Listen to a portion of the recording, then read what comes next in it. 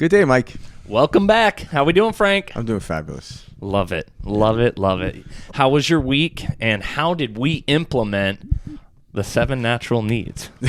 That's the big question today. They took care of themselves, But, That's the big question today. Yeah. So, what was your experience with like your breathing? Did you do the 1 minute?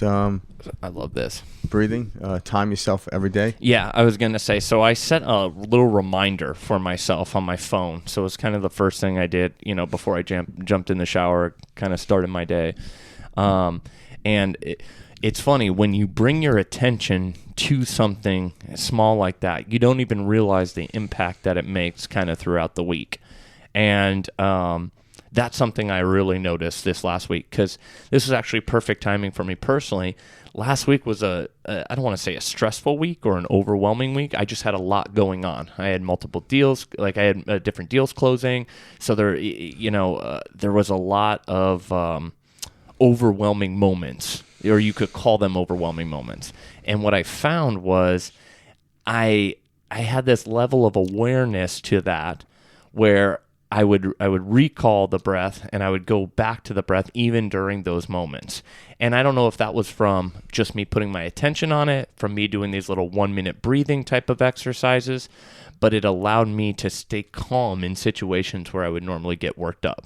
Yeah, and I think going back to the basics, like, the 1 minute breathing technique that if anyone didn't listen to last week's show, they'll listen to this week. You just take a stopwatch, you set it for 1 minute, and you try to get like 7 breaths in and out. It's just filling up your diaphragm and then slowly at your nose.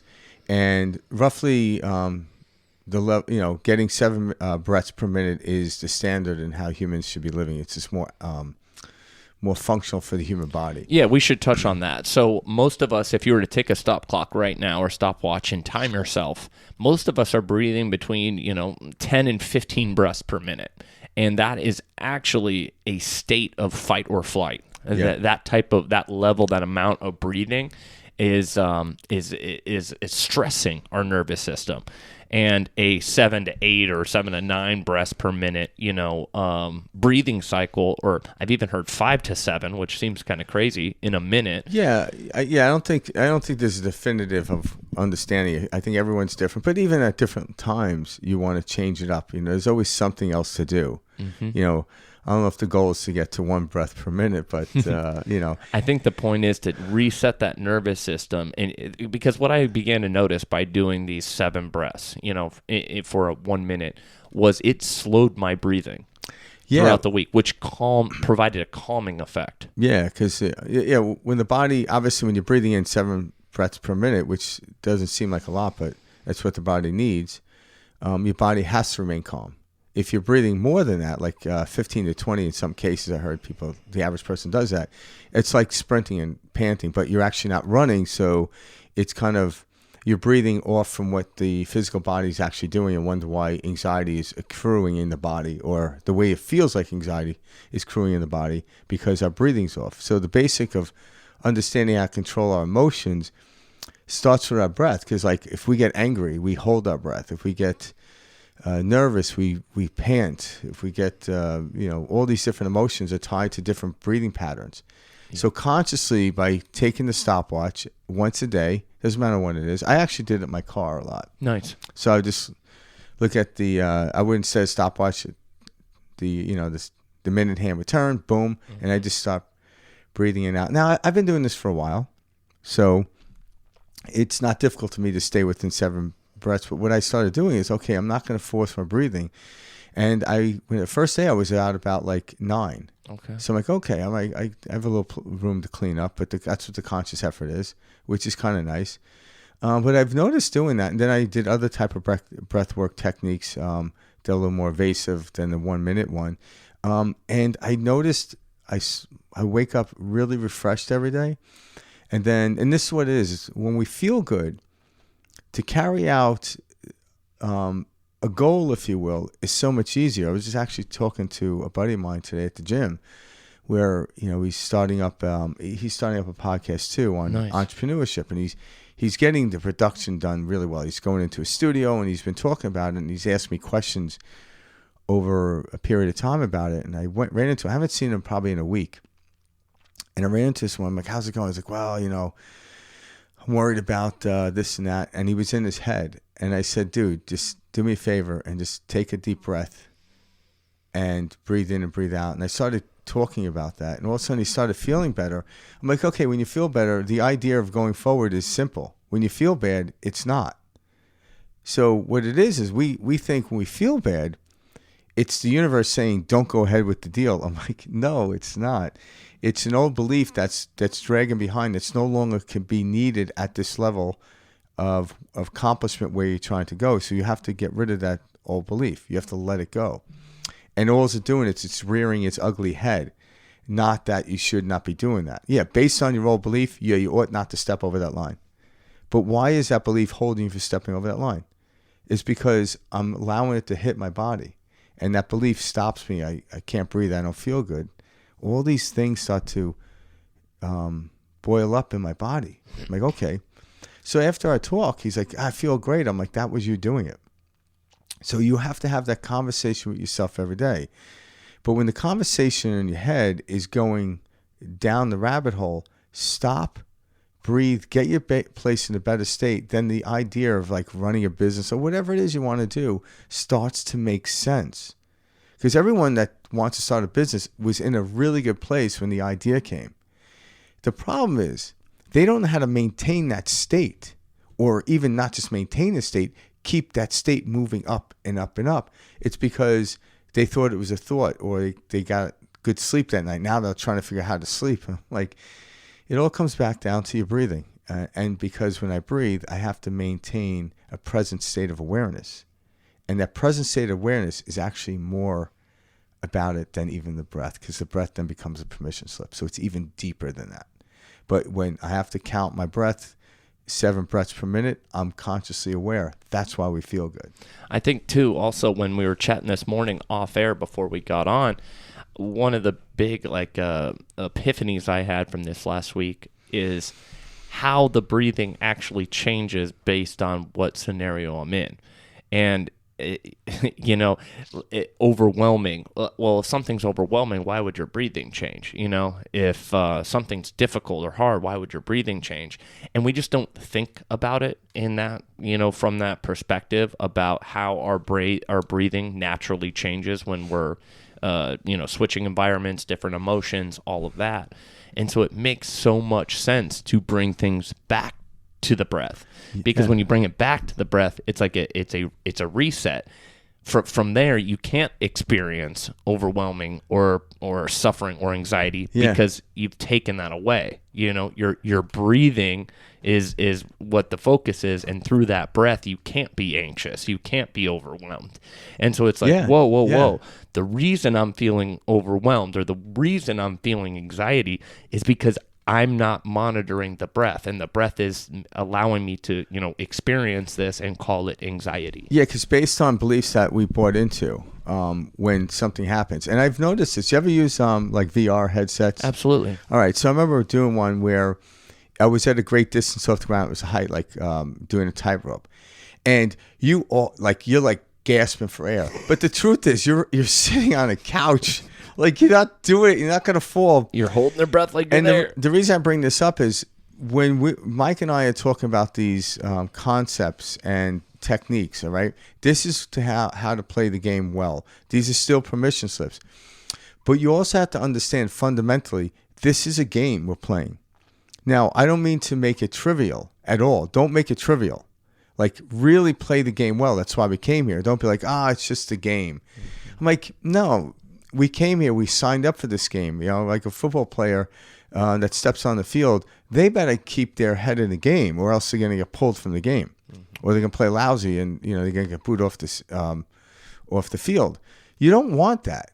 But understanding it's just a game and keeping your head focused in it, shutting everything out, slowing everything down. So the techniques that Mike and I are talking about, that we've talked about for the last 4 years, is actually slowing this game down to where, or we're speeding up. It doesn't really matter when you look at from a perspective, like, am I speeding up or slowing down? It doesn't matter. I'm moving at the rate.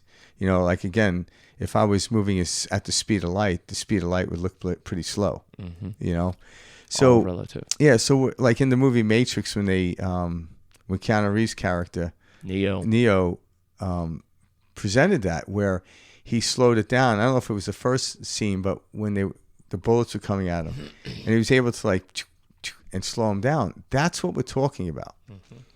Is when we get to a higher altitude, we slow things down. Because why? Because at the higher altitude, there's less things to see, things moving by. When you're in an airplane, the airplane is moving about 500 miles an hour at 32,000 feet. But you look out the window, doesn't look like you're moving. Nope. At all. So when you get to a higher altitude, you literally slow things down. But to get there, there's there's an orientation or a disorientation feeling. And that's what these techniques Mike and I are showing, are to get you through those, not to stop. Because if I was doing 500 miles an hour on the surface of the earth, how scary would that be? Mm-hmm. Right? There's too many objects in the way. Even if I was 200 feet off the ground, it would be scary because there are mountains that are higher than that. So I might have to, go around those. So we want to get higher, and the higher we go, the faster we go. That's kind of how it is. So that's, people think like, oh, it's more difficult. I'm like, no, actually, it's easier up at a higher altitude. But because you have a belief that's holding you back or tethering you to the old level, the ground, say, you just have to let go of that, and breathing helps you do that. And how does it help you do that? Once I start climbing up that ladder, so to speak, all of a sudden I feel like, oh my God, I'm scared of heights type of feeling. Okay, what does it feel like in the body? Well, it's a shortness of breath. Okay, as you're standing there, do not come down. Breathe in your nose and out your mouth really gently. All of a sudden, you start looking around. You're not scared of heights. What you're doing is you're scared of not breathing. Mm-hmm. So you're holding your breath. So the body gets really uncomfortable, and then it gets dizzy. Why? Because anyone that's ever held their breath, you're going to eventually get dizzy and pass out. So it goes back to the basic of breath. But when we focus on the breath, like I said, it's the present moment that really encumbers all this stuff. Even the breath then becomes a permission slip. Yeah. That being said, start looking at life as a game. But this is a game you really want to advance in intricately, You make it to the pros, okay. What's going to make you stand out? Or what's making you better than you were before? At this level, it's little intricate movements. When you went from peewee football to junior high school football, there were huge shifts in that. Then high school to football, huge. To college, well, yeah, it was bigger, but not as big as it was when you first started out. And then from college to pros, well, now you feel like you're in quicksand because now you're playing with the elite of the elite. Mm-hmm. And so you're not going to stand out far and above everybody else unless you intricately, every single day, just get really focused. Your life then becomes your present moment. And what I mean is not just your business, not just your relationship, everything. Put the same focus and attention to everything, and watch the world around you expand and grow. Mm-hmm. It's amazing. It really helps. So getting back to just doing that breathing for a minute, and I hadn't done it in a while because I've done it before, shifted. It wasn't huge, but it was huge, if that makes sense. That's how all the greatest things are. You don't see it as it's like drip, drip, drip happening, and then you're like, huh. After a week, 2 weeks, 3 weeks of doing something. Now, actually, in actuality, what happened to you this week that you noticed that changed in the world? Like, what came your way? Because that's what we're here not just to talk about. Like, explain to me, like, what have you noticed? Not just you felt good, which is the most part, but when you feel good, what did you come up with? What another creative expression did you do? Well, I guess I noticed that, like my work and my deals would flow better. It didn't feel like I kept hitting wall after wall after wall. So last week, like I said, was a busy week. I think I had 4 or 5 different closings spread out through the week, which is a ton, and it all happened to hit at one time. And so a closing's important. It's getting paperwork prepared. It's meeting with the client to deliver the keys, make sure you're doing the final walkthroughs of the property. And there's so many moving pieces to any type of real estate transaction that's closing. And I would sense this like overwhelming feelings at times, but I would catch it. And it would be anytime I would catch that overwhelming feeling, I would notice it's because I'm not breathing. I would have like chest tightness or something like that. And I said, well, I know what this is. And I would take that nice deep breath. And I would experience, in my reality, things working out more in my favor, less issues popping up, things that, like, oh, you would call that's great luck or something like that. And what I started to realize is this is not a matter of luck or that. It's I was flowing with my environment and that environment now flowed rather than me kind of being tripping myself up or getting in my own way. Because I think a lot of us listening, we don't realize that we are getting in our own way more time than not, and that's why things don't work out. Yeah, and we're getting in our own way. And what we're talking about getting our own way, it's our beliefs, our old structured beliefs that no longer work for us. Yeah. Now, I want stuck emotions, that type of thing. Yeah, the question I want to ask you: when was the last time you had 4 closings in a week? Oh, it's probably 4 months ago. Okay, this is the point I'm trying to make. Mm-hmm. When you started utilizing these techniques in a more conscious way, all of a sudden the world opened up for you to close 4 times. It's not that, I was able to deal with it. I'm like, no, they appeared because of it. I love that. So if you want to experience at greater levels, like we talked about this off air as well, and I talk to a lot of people that they're often waiting for something to happen. And I'm like, that's not how life works. You what was that movie with Kevin Costner, the baseball one? Which one? I forgot. It was a baseball one. But anyway, in it, there was a phrase that said, like, build it and they shall come. Because he was pulled to, in his mind, to build a baseball field. I think it was Iowa, in some cornfield. Mm-hmm. And he's putting all his time and effort into it. And everyone around him was like, what are you, nuts? So he's building this field, but like, why am I building it? Or who's going to show up? And the voice in his head said, build it and they shall come. But people are waiting for people to come to build it. I'm like, well, if you don't build it, there's nothing to come to. So in physics, that cannot happen. So part of what Mike was doing and what everyone's doing is by actually becoming conscious, he actually allowed the 4, logically, well, they were already aligned, but I'm like, that's what we think. They could easily, he could have lost 3 of those in a heartbeat. I was going to say that's how the deals work. You never know. Yeah, you never know.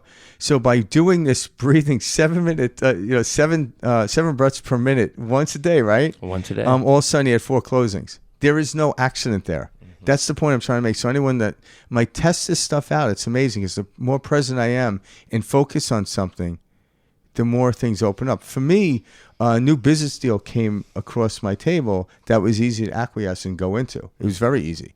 And it was just like, wow. And it's something I always wanted to do, but now it's actually here. And it came across my table, if you will. And I was like, holy shit, I never even thought about this. I remember thinking about this like 20 years ago. Mm-hmm. And all of a sudden, like, wow, okay, this is not just possible, it's here. Mm-hmm. And so that reminds me of, like, I'm going to stay as much conscious as I can by, like, in every game, like when you see a baseball batter get up to the plate, they'll do some what we call a superstitious thing. They'll tap their foot 3 times, whatever they do. And what that does, it gets them to that zone as best they can. So a lot of times, too, things are going good, I don't need to get into the zone. What happens, you start to slip and drift away. It's not that you slip and drift away. The zone that you're heading for is at a higher altitude. You got to keep going. You got to keep going. You got to keep going. And for some people, that could seem arduous and tiring. I'm like, no, it's exciting.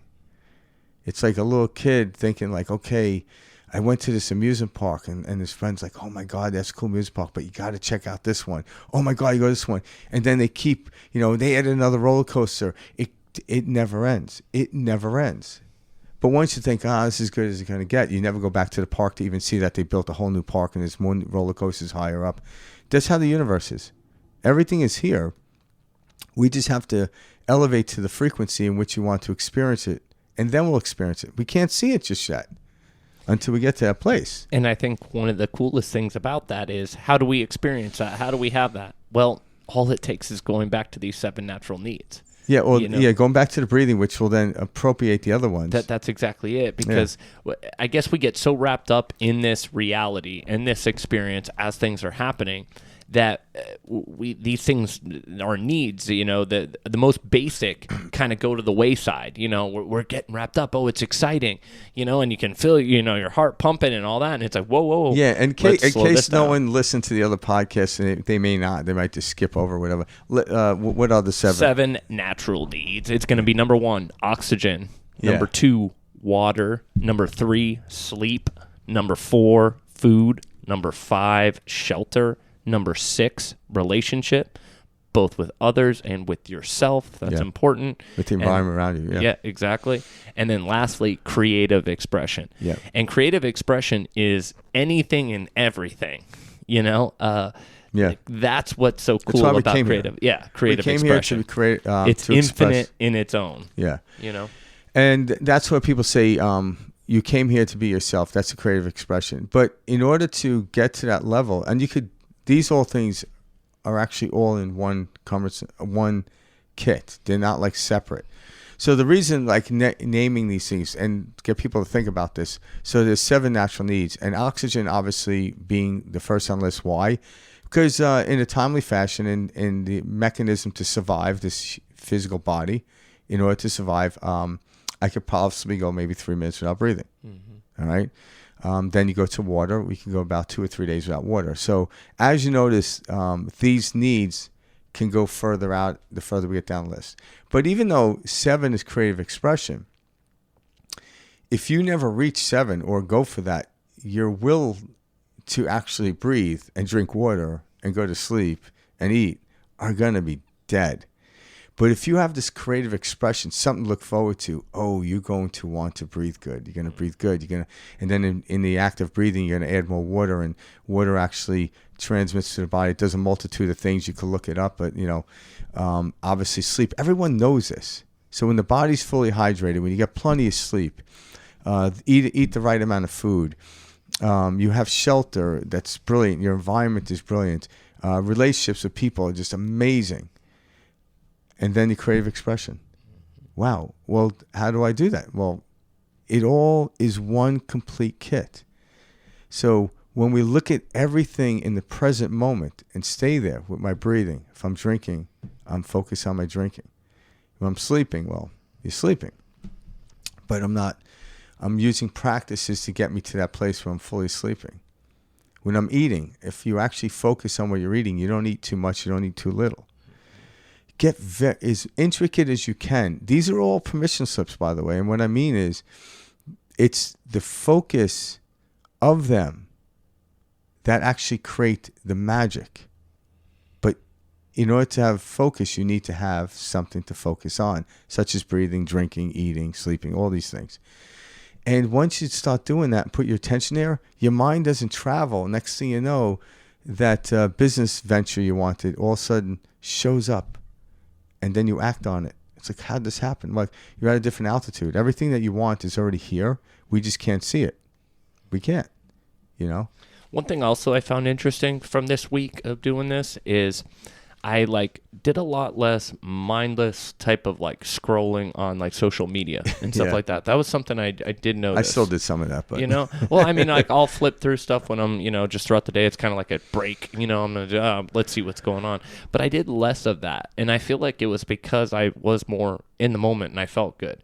And I used, social media as kind of like a dopamine hit to escape. Like, I just need 5 minutes to take, my mind off of something. Yeah. And I didn't have as many moments like that. Well, and so... Because you didn't need the dopamine hit. That's it. I was in this space. And so that's something small, but something that I recognize too. That's actually huge. It's not small. Because think about this. Like, how much coffee does one person need to drink before they have to stop drinking coffee? Why?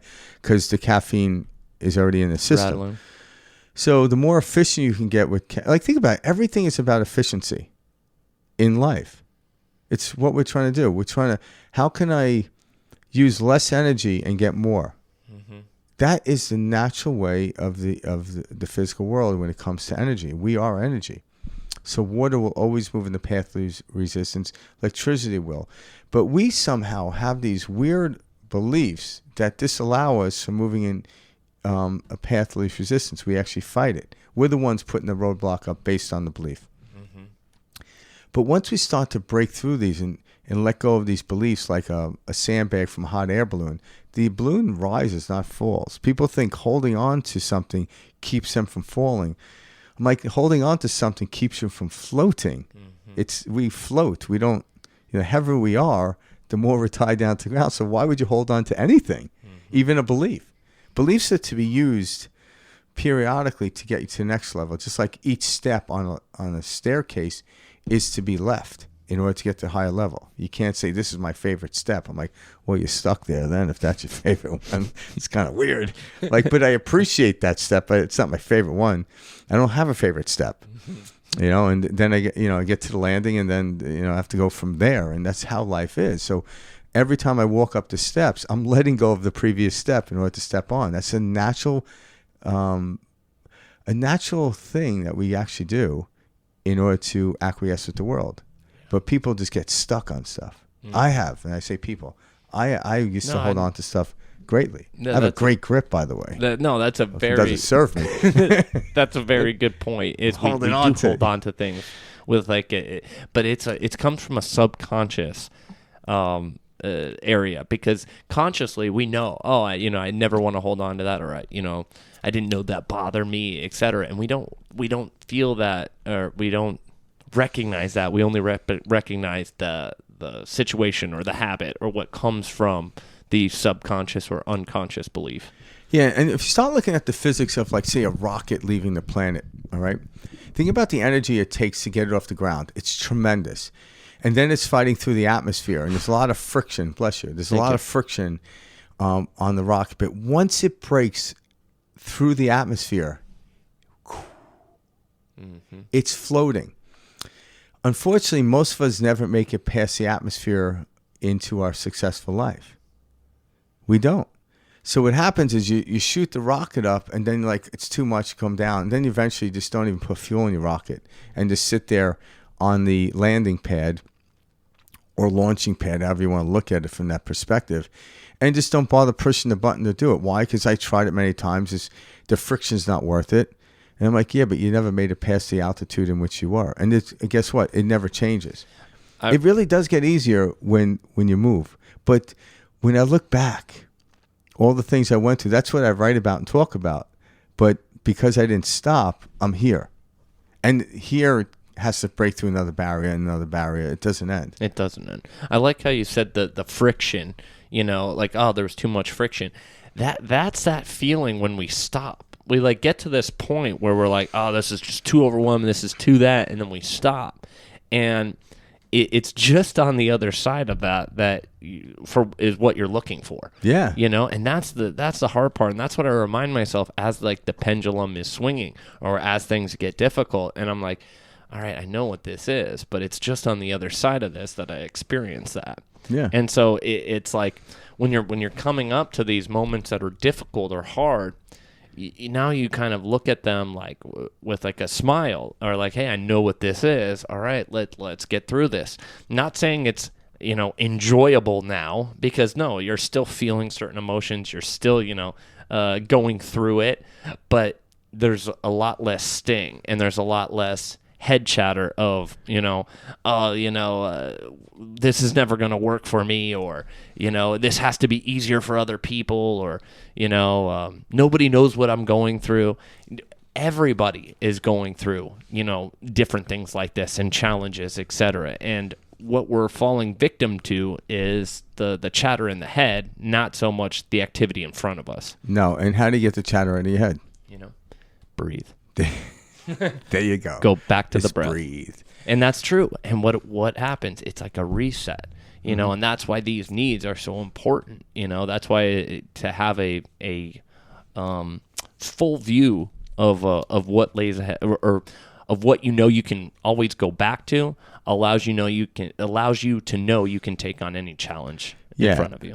And know this, like, so when we breathe and we get the body in homeostasis, all of a sudden we then come out of the body and go back into the mind. And that's kind of, when we have anxiety, we're stuck in the body.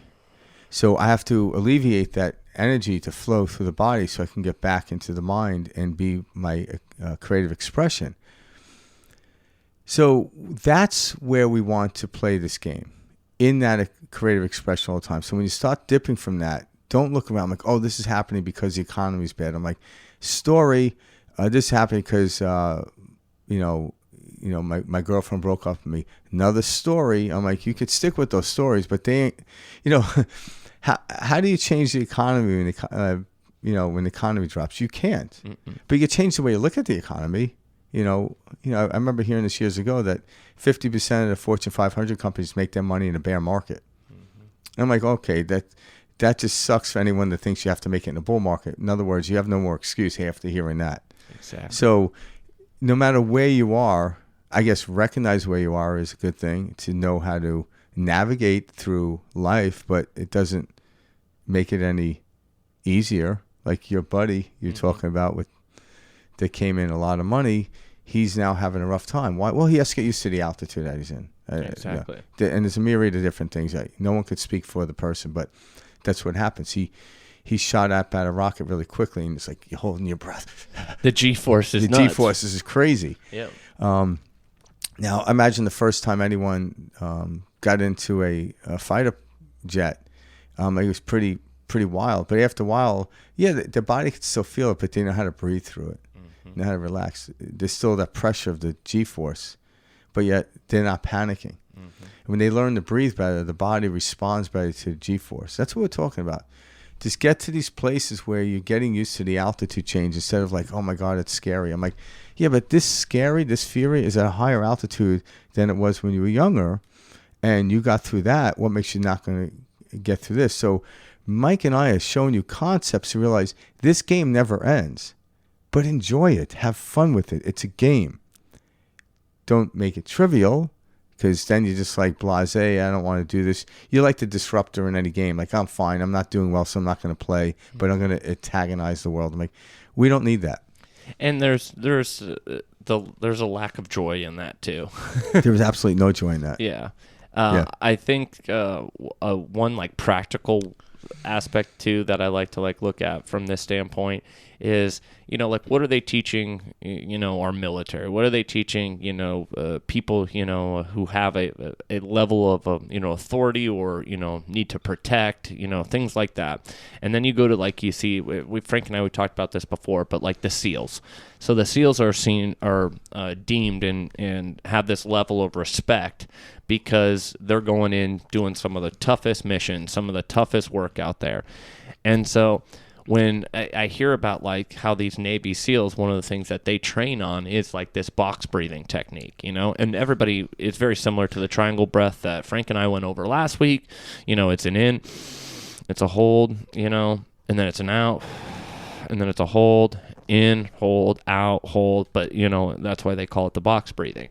You can do as much time or as little time as you'd like, but to see it on, a scale like that, some of the toughest men and women, in the world who are out like doing true like level missions, some of the highest, respected people in their fields, they bring it back to the breath.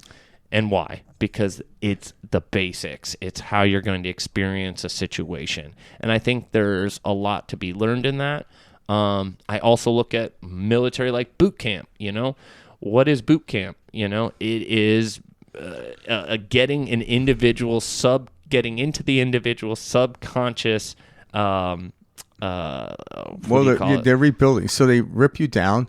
So what they do is they pull out all the changing the hard drive. They're taking all the software off the hard drive, wiping it out, and then rebuilding it. Yep. And we all have the ability to do this. Yeah. And people think, oh, this is ridiculous. I can't, change my life.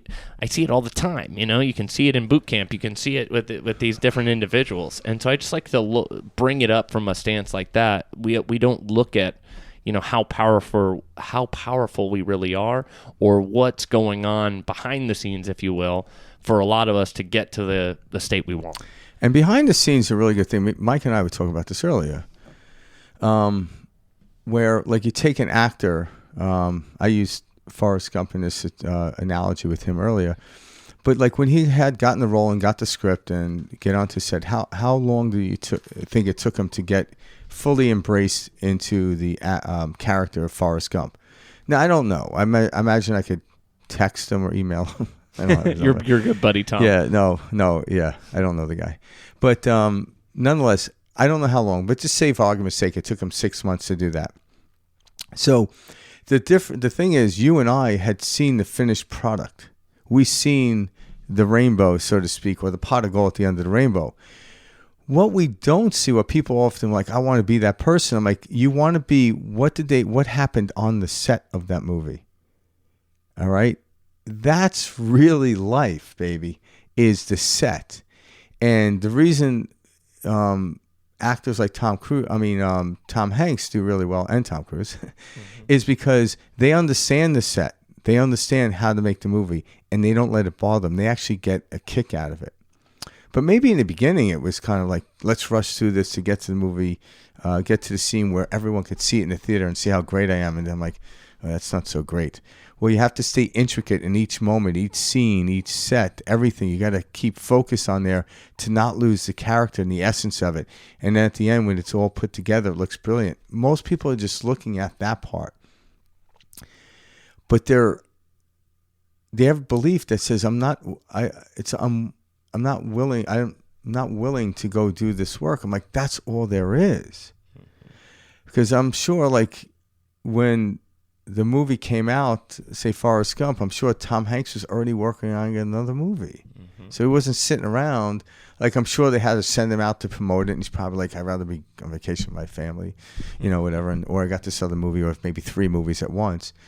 But we're sitting there, in boxing, you would say this, like, there were fighters that would like throw a punch and hit the guy hard, and they would admire it, and then they would almost get knocked out. You can never admire your punches while you're doing. Why? It's not a good tactic at all. It really isn't. Why? Because the second you admire your punch, and if you didn't knock the guy out, he's coming back with 2 punches, and then you're lost. Never admire your punch until the other fighter is done or the bell rings. Never do that. And why? Because when you're admiring it, you're no longer in the present moment. You're in the future moment. I won the fight. Mike, you're in the second round. The fight's not over. You got a ways to go. Don't do that. It's not healthy. Now, in the spiritual realm and understanding it, how do we make it easier? Understand this is just a game, but don't be trivial about it. Take these techniques, take everything down to the present moment, and then you slow the world down. You could see these little wormholes. And what I mean by a wormhole can get me from here to there quicker than what we think otherwise, what we're taught otherwise. They're like life hacks, if you will. There are kids playing video games that figure out how to get to that level quicker. They found the hack in the game, all right? They still have to play with it. They still have to find it. Like, sometimes they're looking for that little window to get through it. But that in itself is a deeper level of the game. And that's what we're talking about. But if you can't breathe, if you can't focus on breathing for more than a minute and keep working from there, yeah, I don't know what to tell you. Well, that's the thing. This is why we're all running around going, holy shit, my house is falling apart, is because we don't have a foundation. Nope. And this is where the foundation starts. And this is why life has, up until this point, for a lot of us, seemed very overwhelming, very, crazy, very divisive, all these different things and, phrases and words, keywords you hear in the news that they keep cramming down our throats about how divided we are and all of this. And it's like, no. We don't go back to the basics. Yep. We're not going back to, the breath. We're not going back to our hydration. And when Mike brought up about the Navy SEALs, I would want to add something about that what I thought was really good. Anyone could sit on the couch and do a box breathing, 4 in, hold for 4, 4 out. And what you'll do is you do that. You'll notice how your body physiology changes. But try doing that when you're in what we call a tense situation. That is really where it works. Sitting on the couch doesn't really promote it working. You're right? not stuck in something. Yeah, or... like, when I would box, you would have to maintain breathing. Someone else is punching you and wants to knock you out. And one of my even if I didn't win the fight, my greatest accomplishment was remaining calm through the whole fight. That was my main accomplishment. Yeah, the other fighter might have had a better skill than me, but I didn't overreact. I came out, I was still able to breathe. I may have lost the fight, but I was like, man, I made it through that calm. I made it through barely sweating, if you will, barely breathing. To me, that was the accomplishment, not whether I won the fight or not, that's an indication of it. But I've won fights before where after the fight, like I knocked the guy out, I couldn't breathe. And it was like the second round. And I'm like, thank God I knocked him out. I would have made it another round. That wasn't an accomplishment to me. I realized I have to go back to the gym and figure this shit out. Mm-hmm. Even though the ref raised my hand, I was like barely breathing. I'm like this, and the reason I say this, I would watch pros that can easily talk after going back in the day. It was like championship fights would go 14 rounds, and I would see that. I'm like, man, I went 2 rounds, I knocked the guy out, but man, I could barely breathe. I'm like, what the hell's going on here? You know, and then once I broke through that, I'm like, oh my God, it was to remain calm while another individual is trying to knock your head off. Now I know this shit works. Let me take it to the next level, see where I can go from here. Be more intricate, more connected. That's the brilliance of it. This is why we play sports. And this is why we pay a lot of money to watch them. People are like, why do athletes get paid so much? Because you're watching high levels of people that are being pushed and prodded and thrown and taken off the game, but they remain quiet and still. Level-headed. They're like what's that WNBA player Clark? What's her first name? I don't know. Oh my gosh. Brittany? No, it's not Brittany. Anyway, I should know this, but anyway, I was watching. There was controversy around her, and I thought the controversy was stupid. It's like, who knows if all that stuff is true or not. It's a professional game, but I was watching her play, and not just her, but I was watching her in particular. She was throwing the ball up like 10 feet off the key and getting it a 3-pointer in, and she was like 10 feet away from it, like it was nothing. Holy shit! And then her response to everything was very calm. I believe this is why people are attracted to her, because her disposition is so effortless. She does it effortless. Michael Jordan did it effortless. When we see people do things effortless, that's why we're attracted to it. And what it is, we want to be doing life effortlessly. Why aren't we? Because you're holding on to a lot of shit that you don't need to hold on to. You got to let go. And how do I let go? Well, take it back to the breath and you can see what you're holding on to. And that's what this game is about. How much can I let go of the tethering, what's tethering me? Can I? Why am I scared to let go? I might fall. Like actually in physics, you'll actually rise, you won't fall, because the tethering is holding you down, not holding you up. What knocks you down is a lot of weight. Mm-hmm. Holding on to stuff is what takes us down. And we start to change. And guess what? When you feel good and you start to doing the breathing, you're sleeping better, you're drinking more, and all this stuff. All of a sudden, it's easier to absorb these concepts that Mike and I are talking about. And then you kind of act on them. Oh my God, this is crazy. And that's the secret to the secret to the secret. That is the secret. Yeah, it's the secret to the secret to the secret. It's that we already have it in us. We're just throwing, a 75-pound backpack on our back and knowing this is too heavy for my legs, right? Rather than just taking the backpack off and getting rid of it and like, oh my God, this is light. Well, that's the thing. We're wearing this backpack saying, see, this is me. In reality, it's a number of different stories that we've held on to our whole life. And, I can't let that one go, because if I let that one go, who am I then? We actually are becoming our story. Yeah, so every time you find something, you take it and you throw it into your backpack. Mm-hmm. Why are you doing that? Why are you holding on to something? Like every time you find something, a new belief, you take it and put it here. Beliefs to me are steps on the stairwell. I let them go just as quick as I step on them. Mm-hmm. Right? They're always there. They don't go anywhere, but I don't need to be carrying them. Mm-hmm.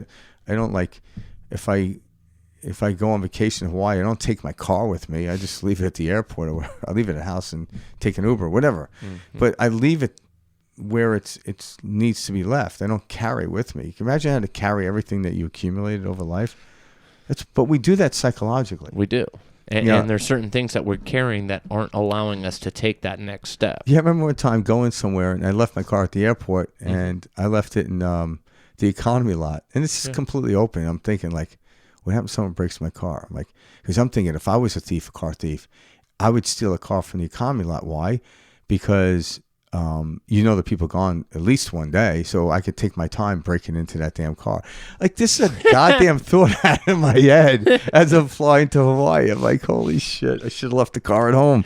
But then someone could have broken into the house. Like all these like thoughts pop in. Bring it back to the breath, baby. And then the Karen's like snapping, like, Frank, wake up. I'm like, geez, oh, thank you, honey.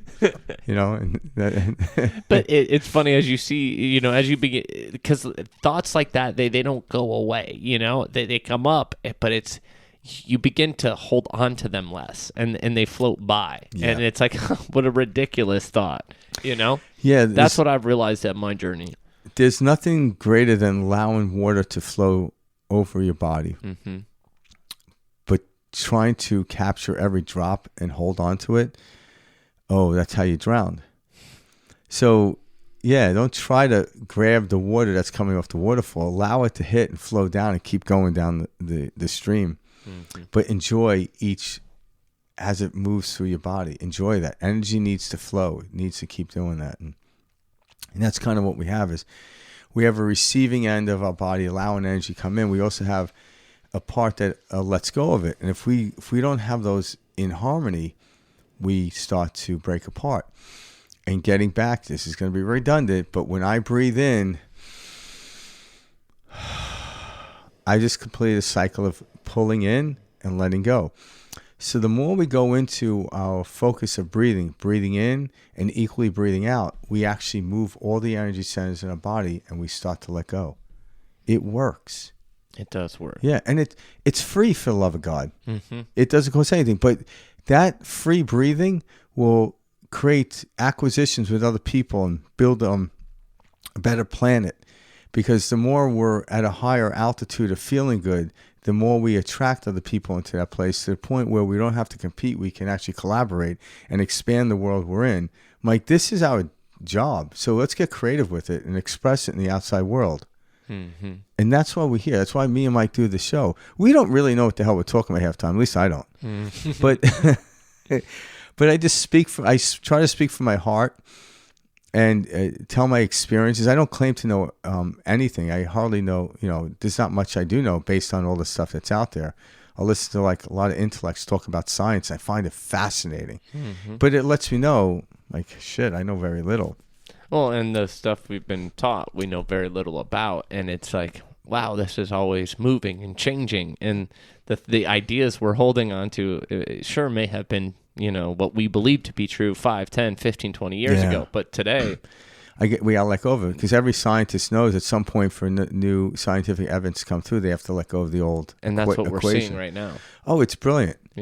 But that previous equation got me here. So don't like, oh shit, we got it wrong. I'm like, no, the second step on the stairway got me up to the 10th step. Mm-hmm. So I don't knock it, because if I take that out, the whole staircase falls apart. There's a structure here, people, and we don't want to mess with it. We just want to move through it, go with it, and we start to look at it differently, and just give a different perspective of how we look at it. Life then actually becomes easier, and I'm experiencing that. Yeah. I think we should start to touch on abundance. Last week we spoke on health and how it related to these 7 natural needs. I think we should dive into abundance. Because, I think to some level we did. Yeah. No, even though, absolutely. I mean, everything we're talking about is coming from the point of a more abundant lifestyle. So how would you define abundant, Mike? Abundance is, as I would describe abundance probably as enough. Well, all right, but like to me, like all these. Like you can be abundant in many aspects of your life. Yeah. Whether that's, work, family, friends, personal romantic relationships, working relationships, relationships with your family, from a monetary standpoint of just having enough, to get by, have the proper food, activities you enjoy. It's enough. Those are expressions of the outside world, but when you feel when you know you're abundant, you feel like you don't whole. Yeah, you feel whole, so you don't need anything. Mm-hmm. And when we say this, it kind of messes with people. Like, well, if I don't need anything, I'm not going to get any more. I'm like, that's impossible. Because when I breathe in, I don't like someone. Hey, you need oxygen? I got plenty. But I still breathe in, I breathe out, and I get another gulp of oxygen. It never ends. But I don't need it. Why? Because I already have it. So abundance, I'm going to use Bashar's definition of abundance and start there. Abundance is the ability to do what you need to do when you need to do it, not want. Want and needs can coalesce and be the same. But the truth is, what do you really, like, how do you know you want something? Somebody actually sold you the idea on it. I always joke around, if I was the first human on the planet and I heard from the heavens, God speak above, my son Frank, what do you want? I'm like, a Snickers bar. And that guy was like, okay, let me rephrase this. You might need oxygen. Let's. I go right for the Snickers bar every time. Glad we have somebody there. So that's why I wasn't asked to what I wanted, because I want no. You, in order to eat the Snickers bar, Frank, you must have to have oxygen. So I'm like, good thing I was not in that meeting. Taken care of. But I understand how things work. So understanding these needs. So like we talk the 7 natural needs, of human existence. I'm like, well, they're already put there. When we understand them and focus on them and give attention to them, we utilize them easier. We use, more efficiently, if you will. So abundance is actually not in the state of wanting. All right. Now people are like, if I don't want, I won't get it. I'm like, no, it's not true. Now that's what we've been taught our whole lives. Yeah. In this present moment, I can envision something like starting a new business or what have you, or a new relationship. I can do that in this present moment. And then I could generate more of the feeling. Because if I'm feeling lousy, like really lousy, you think I'm going to be thinking about starting a business? No, I don't. I'm not even at the energy. I'm going to be thinking about getting a job, making minimum wage. Like, I'm only worth this. Like, no. So when I'm feeling pretty decent about myself, that's when, like, hey, I want to start a new business. Okay, what is that business going to look like in 5 years, just argument's sake? Okay, it's going to look like this. Okay, hold on to that feeling and let go of how it looks. And then see the process between here and what we deem to be 5 years is. And that's when it starts to happen. 9 out of 10 times in my life, when I let go of how it had to happen and even let go of how it had to look, it actually turned out better. Sometimes it turned out the same, which is good. But if I actually there were times where I held it had to look this way, and it fell a little bit short, what I thought was short. Why was it short? Because it didn't look exactly. And in retrospect, when I look back, actually it was better. But I was so hell-bent on it having to happen this way. And that became a problem where, like, how do you know? Well, somebody had to sell me the idea. I didn't know it existed until somebody sold it to me. I'm like, okay. And there's nothing wrong with using that as a backboard per se. Okay. But really what I want is the experience it took me to get from here to here, right? I saw some successful business person in a particular business that I'm wanting to go into, and I looked at them from the end, like I'm watching Forrest Gump from the end of the movie, not the process. And then when I realized, when you start to, if you actually talk to these people, they tell you about this process, and when you do that, I'm like, oh shit, you went through that too? Yeah. So then all of a sudden I'm like, oh, I'm going to keep going. Yeah. Then I thought they just opened up the business and made millions the next day. It's like, no, that's not the story. I remember hearing a saying one time, and it was very powerful, but it was stop looking for what you want. Because as soon as you stop looking for what you want, then you have abundance. Yeah.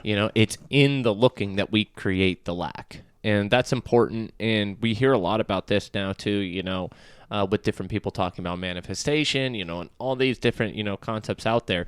But it's in our want that we create lack. And that is so powerful when you begin to like really feel that and know that. And you realize you've been kind of like chasing your tail like a dog for years. Well, you have to, because the universe only gives you what you're in the state of. So if you're in the state of want, it's going to give you more things to want about. Exactly. So you want this today, tomorrow you want something else, and you're never going to be this You're never going to catch your breath on that. Mm-hmm. But if you can deem that everything you have right now is abundance, I don't care what it looks like, you get more of that. It doesn't remain the same. And that's when people understand the physics of this world that we live in, this experience we're having, moves in two directions. One is moving towards what we call acceleration up this way, and the other one is decelerating. So you can't remain the same. Mm-hmm. So if I'm looking at something, I've used this analogy before, and I have $5 in my hands and say, and I truly don't just say it, but I feel it. I feel abundant. That 5 will turn into 10, then to 10,000, and so on and so forth. But if I choose the other way, such as I have $5, I am broke. Well, that 5 will turn into 250. Then I owe $5, and then I owe 10 grand. Mm-hmm. It can't remain the same. So, which are you looking at, the rearview mirror of your life, or you're looking at the windshield of your life? Mm-hmm. And if you're looking at the windshield most of the time, and once in a while look at the rearview mirror, that's not a big deal. But after a while, you stop looking at the rearview mirror. It becomes pointless. Well, and abundance is something that we can claim in any moment. It's not something you acquire. And how can you claim it? Through the feeling. Yes, and how do you get to that feeling? Through the breath. It was a setup, Mike. Yeah, you see what I'm saying? Yeah. We can get into this state of knowing, of peace, of wholeness, and we have this weird thing tugging at us that's like, hey, if you don't think about this all the time, you might not get that. Yeah. And I had to get over that personally, because I didn't realize that pull, that hold, that's what was keeping me stuck. I was like, hey, if I'm not constantly thinking about something, then I won't achieve it. And in all reality, I was thinking about something so much, I was actually repelling. I was creating so much resistance that I wasn't allowing that experience to come in. Because when you want something so bad, and I mean, think about this, guys. I mean, especially like those women right now, how annoying is it when like a dude is hitting on you, and it's like such a turnoff when, they need you or want you so much, or they have to, you're like, whoa, what the hell? That's the exact same thing with any experience in life. Yeah. And now like people will play the game psychologically, which doesn't really ever work. So like if somebody so what I mean is pretending not to want somebody. Like that doesn't work. The universe knows. The universe knows. So the truth is like, okay, you see someone, you're attracted to them. So you notice attraction, and it makes you feel better. But, as a man, it's like, I want that person. I'm like, well, they're not an object, by the way. That's just a weird way of approaching it. But you sit there, and if that alignment's supposed to happen, it actually will happen. It's how it works. But that's where the power of paradox comes in. All right? And then all of a sudden, either that person or somebody at the same level or maybe even greater will come in that way, because it's a feeling we want, not the object. But the object and the feeling are married, right? There's something there. I'm not saying that because, if, at some point you keep saying, I started with $5 and 5 years later, I'm still trying to convince myself I'm abundant and I still have $5. I'm like, well, something went wrong there. It's not how it works. The outside world will show us a measurement. Now, as we get greater at this, the outward world measurement looks different to other people, and we know that people that amassed billions of dollars no longer look at the numbers in the bank account. It'd be too overwhelming for any human being to do that. Mm-hmm. It's what can I do now? Let me get into adventure or something like that I never thought was possible. Let me start this. And why they do that, it resets their conscious level to go into something that they have to be really focused and intricate with. Why? Because they're treading in new waters. And there's nothing greater than that. It is the most fabulous experience. So one of the things I like, again, we're going to give you guys exercises, and me and Mike are going to do the same. As we come, we're going to talk about it, is when you find yourself, because at some level you're putting yourself in this position, but when you find yourself in a uncomfortable place, go to the breath and see what happens. Don't try to change it. It will change itself. Don't try to change it in the uncomfortable state. Go to the breath and then relax your body and then watch it change right in front of you.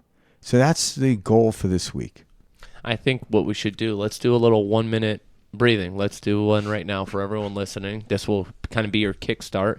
Or pull out your phone right now and set a reminder for tomorrow morning or your lunch break or right before bed to take a conscious 1 minute to where you're not breathing more than 5 to 7 breaths. Yeah, and then on top of that, also too, when you find yourself in that dire place, go to the breathing.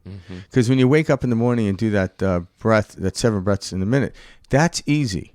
It really is. Like a Navy SEAL can sit, in their bunker breathing, doing box breath, but it's like when they're sitting there with their weapons drawn, moving into a building where they don't know it's on the other side of that wall, and they're doing their box breathing, that's when it counts. That's when it really counts. So I'm challenging you to, when you get into that position, all of a sudden it comes on like, oh shit, oh here we go, let's breathe. And then we get noticed like, okay, the last time this happened, I had to walk away. It freaked out. It took me a day or so to get over it. But now it's like, my God. I can handle it. I can handle it. Now I can actually address it right now. So a lot of times we forget that we have our breath to calm us down. Yeah. When anyone's freaking out, the first thing you say is breathe. But if no one's there to tell you to breathe, you have to be the one telling yourself to breathe. You have to have that level of awareness. Yeah. So that's the challenge this week, is in that place. Do that. Yeah. And continue doing the 1 minute breaths, or when I say take the 1 minute, try to get within 7 breaths, work on it. And over time, it will naturally happen. And then keep adding to your breath work. Do different ones. There's plenty of, there's a guy named Sandy we like. Yeah, we love Breathe with Sandy. Breath work with Sandy. And then those breathwork beats guys too. Yeah, beats. Got some good stuff. There's a ton of stuff. It's of course, everyone's Wim Hof. Yeah, Wim Hof. Wim Hof is what got me started years ago. Yeah. So there's a plethora of different ones, and what you notice is you're starting to see people change. Like I think that one Wim Hof breath thing, it was like 45 million people listen to it. Dude, it's like, I think it was like 67 or 68. It just keeps going It's up. crazy, yeah. It's how many millions of But people. it shows you people are trying to control their inner world. When you control your inner world, guess what? The outside the world actually yields to you. So when I can control my breathing, which I have a voluntary and involuntary system there. Everything else you don't have control of it. But when I control my breathing, then I'm controlling my heart rate. But I can't control my heart rate unless I control my breathing. And then you get to different levels to where I just have to think about how I feel, and my heart rate and breathing changes. So it can get really simple and intricate. But for now, just work on that 7 breaths per minute. Try to get there. If you don't get there on day 1, who cares? You got the rest of your life to do it. And then when you get to that place, you do that. Now add some more stuff to it. Keep adding it. Put yourself in a discomfort place every day. And then you get so used to discomfort. And then you'll find out you break through the atmosphere. And then it's like, oh my God, this is easy. Now where are we going to explore? Now we're actually exploring. Because until the rocket breaks the atmosphere, they're not exploring space. They're just trying to stay alive. It's really what they're doing. Then they get out there and like, oh my God, look at the Earth and look at this stuff. And let's go over here and explore this and let's explore that. We came here to explore. And it's very, very crazy too. Like as you start to see your reality physically change due to breath. And I think that's what's going to kind of impress or show a lot of people like, holy shit, I how powerful I am, how powerful, what relationship I have in this co-creation, that I'm experiencing, because you won't want to do anything else but go back to the breath in certain situations. It's like finding the skeleton key. All right, so we should end the show with that 1 minute breath, like you said. I said we do that. All right, I'm gonna look at this timer right here. Okay. And then I'll tell everyone to do it, and then we'll simply just say goodbye. All right. We'll just pass out. Perfect way to end it. Yeah. All right. So anyone listening, you can do it anytime. You don't have to listen to it on the show, but just get into a nice, comfortable position, and then begin.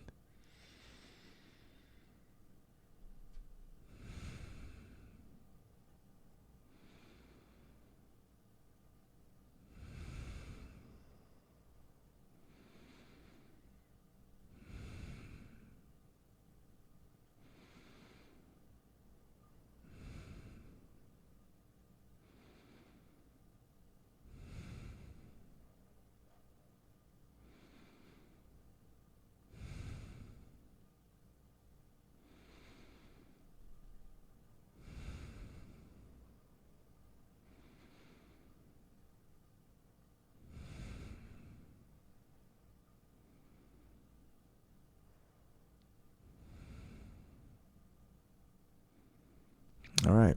I ended up doing about 9 breaths on that one. Yeah, that was. Yeah. So, which is, I need to get down to 7. I don't need to get down to 7, but just to focus on it changed how I felt. Yeah, I was gonna say, you feel a sense of different. You feel different when you take the focus from the outside world, put it on the breath. Yep. Even for a slight 1 minute period like that, and then you begin to notice it over time simply by bringing your attention to it each day. Yep. That's why I encourage people to set a reminder or something like that in their phone, because it's very easy to do 1 minute, but it's easy to forget it. So. Yeah, exactly. Yeah. Yeah. So do that, and then anyone, if you have any comments or questions, email us at perspectiveshift2020@gmail.com. We'd love to hear your experiences, what happened. Like, please. For Mike and I, we had interesting things happen this week, and we're going to talk about them next week. Not everything has to be like a new business venture. It just has to do with feeling good or someone you ran into, a great conversation. Everything is equal in its value. It's just that we have different perspectives how we look at it. Mm-hmm. Yeah. I love that. Well, good luck this week, guys. We'll see you for our next round next week. All right. Peace out. Thanks, guys. All right.